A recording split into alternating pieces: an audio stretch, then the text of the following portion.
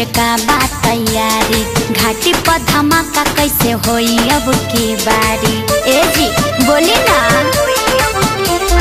बोलिए बलम जी छठ के का बात तैयारी, घाटी पर धमाका कैसे होई अब की बारी। माथे दौड़ा लेके बोलिया सो के जाई है। अरे पूरा इंडस्ट्री आई हो कैसे मथवा पर दौड़ा लेके पवन भैया जाई है। अच्छा कन्हिया पौखिया खेसारी जिले आई है। खेसारी जिले आई है, खेसारी जिले आई है।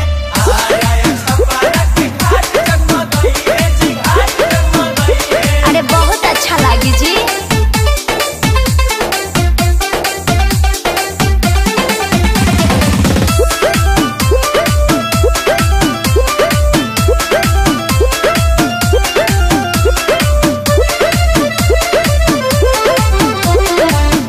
केलाई केरवा के घावदा केलाई नसपतिया, केले आई डीजे झालर के सजाई घटिया। रवि किशन जी केरवा ले आई है, निरहु जी घटिया सजाई है। आई बताइए छठी माई के या रघिया के दिवई है।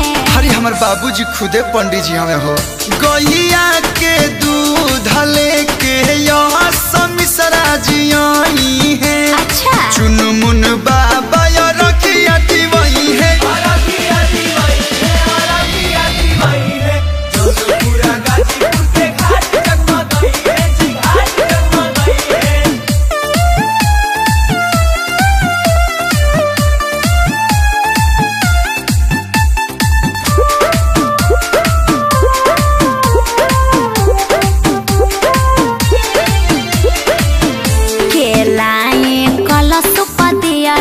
के कोसिया भरवाई हो, छठी माई के भाखल भारा बोली के उतरवाई हो। मनस्ती बाबी जी कल सुपले आई है, अखिलेश जी कोसी भरवाई है। आए कश्यप जी छठी मैया के गीत बोली के गई है।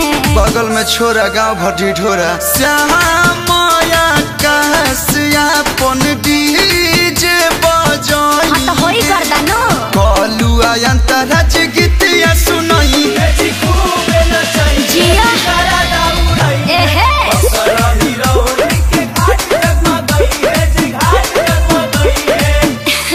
तब तो बड़ा नीक लागी जी।